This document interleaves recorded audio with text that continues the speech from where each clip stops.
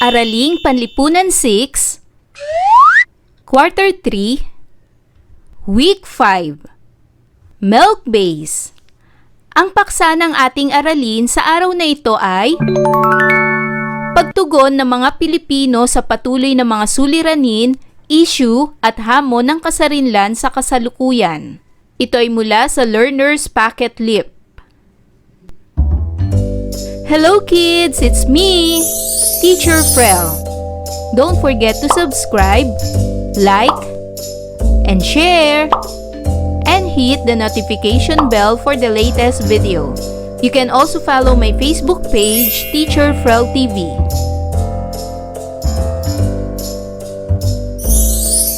Sa araw na ito ay pag-aaralan natin sa asignaturang Araling Panlipunan ang pagtugon ng mga Pilipino sa patuloy na mga suliranin, issue at hamon ng kasarinlan sa kasalukuyan. Para sa most essential learning competencies, nakapagbibigay ng sariling pananaw tungkol sa mga pagtugon ng mga Pilipino sa patuloy na mga suliranin, issue at hamon ng kasarinlan sa kasalukuyan. Sa araling ito ay makapagbibigay ka ng iyong sariling pananaw tungkol sa mga pagtugon ng mga Pilipino sa patuloy na mga suliranin, issue at hamon ng kasarinlan sa kasalukuyan. Bilang isang mag-aaral, ikaw ay inaasahang: una, nakapagbibigay ng sariling pananaw tungkol sa pagtugon sa mga suliranin, issue at hamon sa kasalukuyan. Pangalawa, na ipaliliwanag ang mga isinagawang pagtugon ng mga Pilipino sa patuloy na mga suliranin, issue at hamon sa kasarinlan. At pangatlo, napapahalagahan ang mga pagtugon ng mga Pilipino sa patuloy na mga suliranin, issue at hamon ng kasarinlan sa kasalukuyan. Sadyang nagdulot ng malaking kapinsalaan ang mga nagdaang ikalawang digmaang pandaigdig sa bansa. Bunga nito ay sadyang napakaraming suliranin ang kinaharap ng ikatlong republika, higit na naapektuhan ang kalagayang pangkabuhayan nito. Paano kaya hinarap ng mga Pilipino ang mga suliraning ito?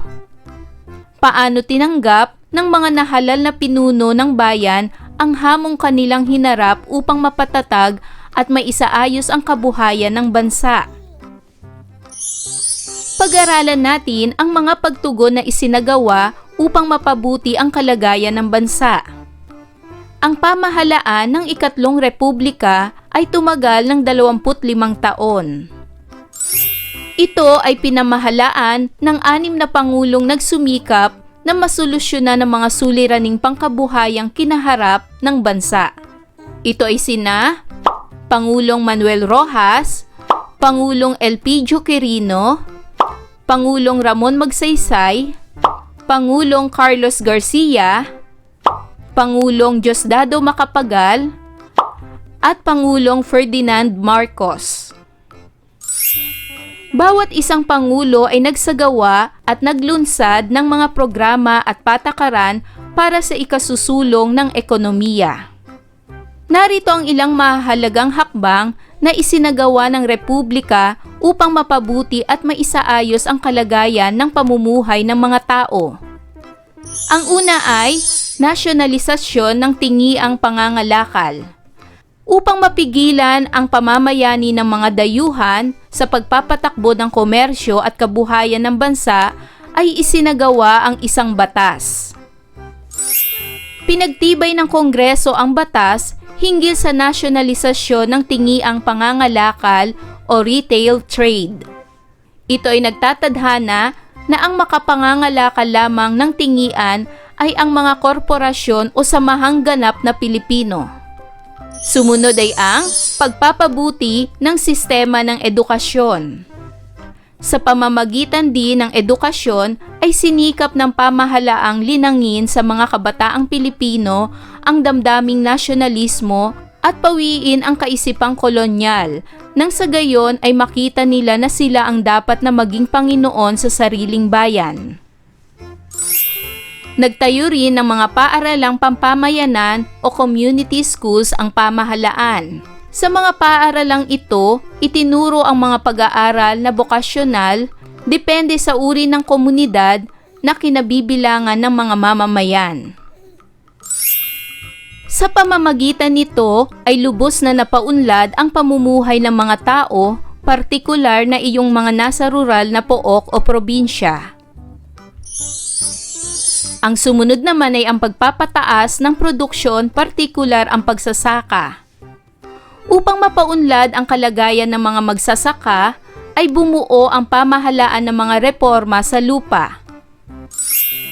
Sa pamamagitan ng kodigo sa reforma sa lupa o Land Reform Code na inilunsad ni Pangulong Macapagal ay napahalagahan at napangalagaan ang karangalan ng maliliit na magsasaka at nailigtas sila sa masasamang kinagawiang pinaiiral sa mga sakahan. Gayun din, lumikha ang pamahalaan ng pagkakataon sa mga lupang sakahang makapagbigay ng lalong malaking kita at lalong malaking produksyon sa pamamagitan ng pagpapabuti ng irigasyon at paggamit ng makabagong paraan ng pagsasaka. Kaya sinasabing sa huling bahagi ng dekada 60, ang Pilipinas ay pumapangalawa na sa bansang Hapon sa pangkaunlarang kalagayan ng ekonomiya. Ang sumunod naman ay ang pagpapabuti sa sistema ng pananalapi ng bansa. Upang matiyak ang pagsulong ng ekonomiya at ang katatagang pananalapi ng bansa ay itinatag noong Enero 3, 1949 ang Bangko Sentral ng Pilipinas. Ito ay kinikilalang charter ng ekonomiya ng bansa. Una sa lahat, dahil ito ang nagpapanatili ng katatagang halaga ng piso.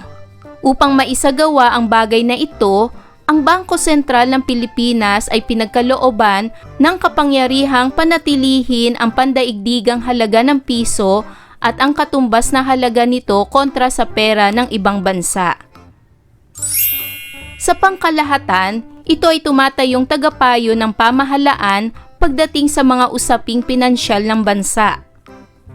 Ang sumunod naman ay ang Patakarang Pilipino Muna.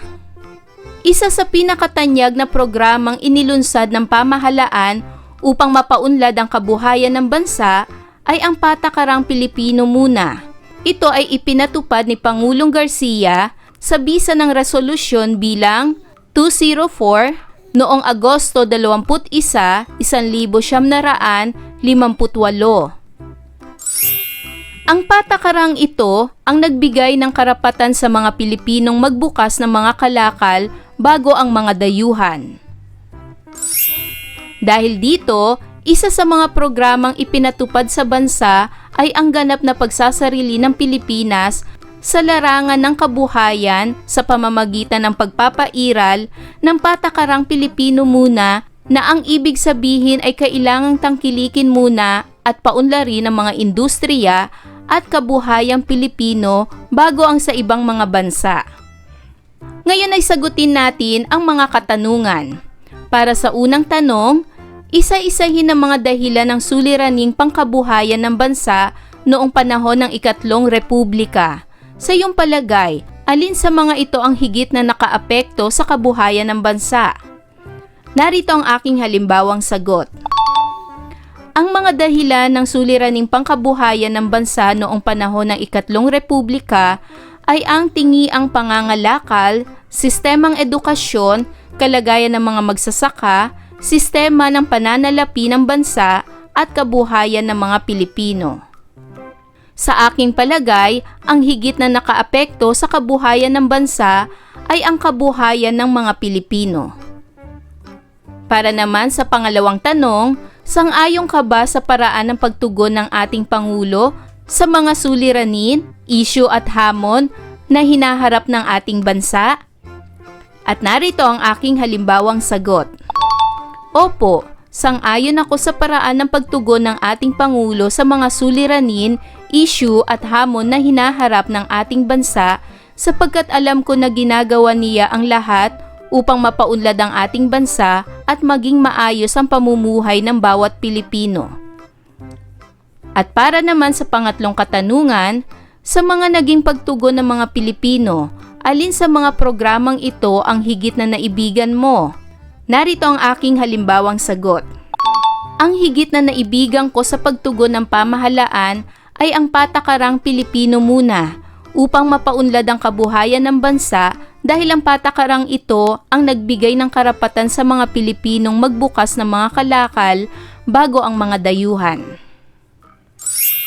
Marahil ay maraming katanungan ang naglalaro sa iyong isipan hinggil sa ating bagong aralin. Ngunit bago ka magpatuloy, ay subukan mo munang sagutin ang mga gawaing nasa ibaba. Para sa pagsasanay bilang isa, hanapin sa ibaba ang mga naging pagtugon ng mga Pilipino sa patuloy na suliranin, isyu at hamon ng kasarinlan. Bilugan ang bawat sagot na mahanap mo at ibigay mo ang iyong sariling pananaw tungkol dito. Ang mga salita na ating mahanap sa crossword puzzle ay nasyonalisasyon, edukasyon, pagsasaka, pananalapi, Pilipino muna, pera, at produksyon. Ang aking pananaw sa nasyonalisasyon ay upang mapangalagaan ang interes ng publiko at maibigay ang mga pangunahing serbisyo sa mas maraming mamamayan. Ang aking pananaw naman sa edukasyon, sa pamamagitan nito ay lubos na napaunlad ang pamumuhay ng mga tao, partikular na iyong mga nasa rural na pook o probinsya. Ang aking pananaw naman para sa pagsasaka ay upang mapangalagaan ang interes ng publiko at maibigay ang mga pangunahing serbisyo sa mas maraming mamamayan upang mapaunlad ang kalagayan ng mga magsasaka at mapahalagahan at mapangalagaan ang karangalan ng maliliit na magsasaka. Ang aking pananaw naman sa pananalapi, ito ang nagpapanatili ng katatagang halaga ng piso sa pamamagitan ng Bangko Sentral ng Pilipinas na pinagkalooban ng kapangyarihang panatilihin ang pandaigdigang halaga ng piso at ang katumbas na halaga nito kontra sa pera ng ibang bansa. At ang aking pananaw sa Pilipino muna ay ang patakarang ito ang nagbigay ng karapatan sa mga Pilipinong magbukas ng mga kalakal bago ang mga dayuhan.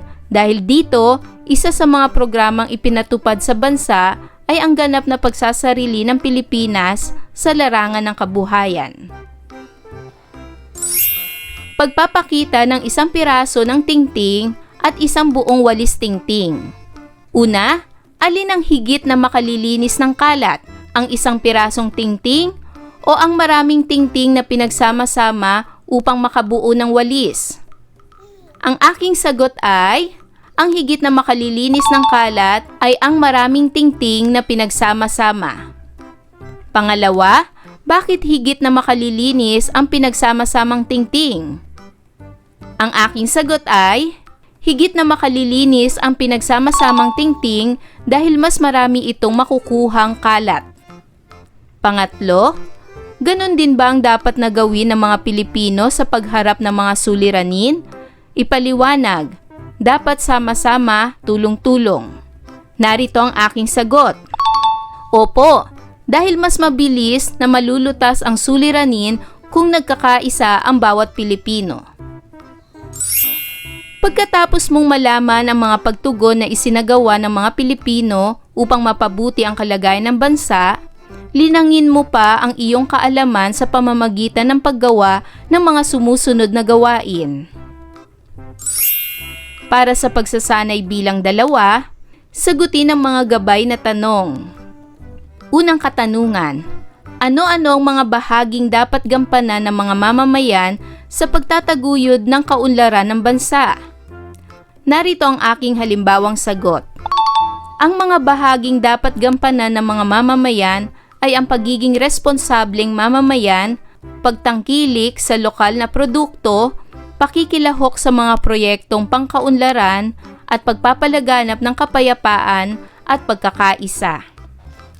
Pangalawang tanong, batay sa mga naging pagtugon na isinagawa ng mga Pilipino, Anong masasabi ninyo sa paraan ng pagtugon ng mga Pilipino sa mga suliranin, issue at hamon ng kasarinlan sa kasalukuyan? At narito ang aking halimbawang sagot. Ang paraan ng pagtugon ng mga Pilipino sa mga suliranin, issue at hamon ng kasarinlan sa kasalukuyan ay nagpapakita ng pagiging makabayan at sama-samang pagkilos sa kabila ng mga hamon. At pangatlong katanungan, sa iyong palagay, makatutulong kaya sa pagsulong ng bansa kung muling ipatutupad ang patakarang Pilipino muna? Bakit?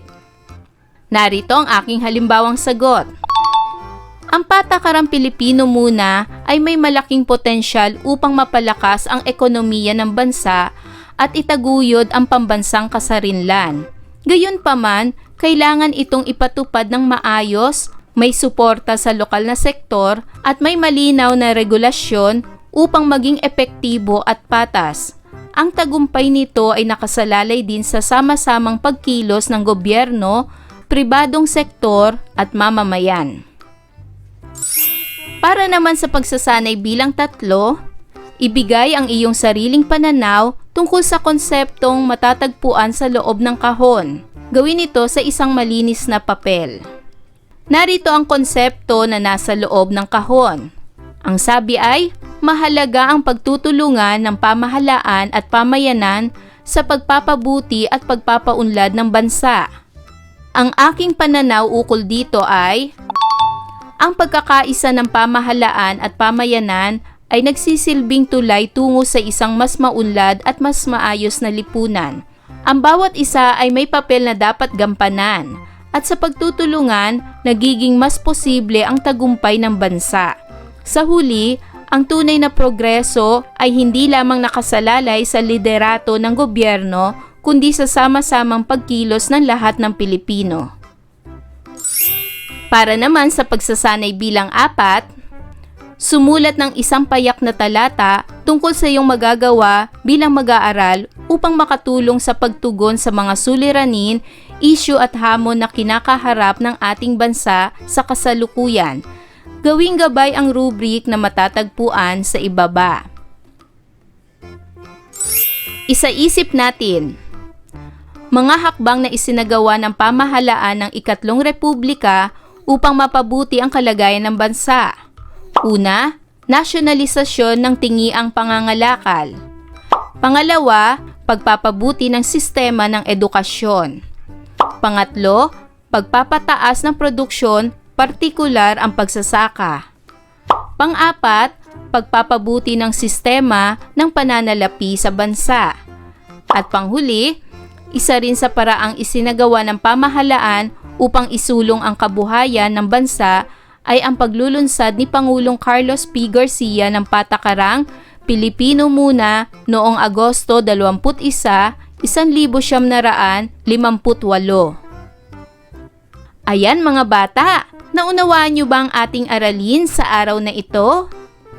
Kung ganon, magaling!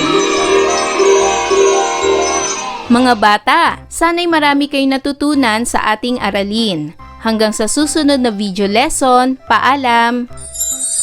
Thanks for watching!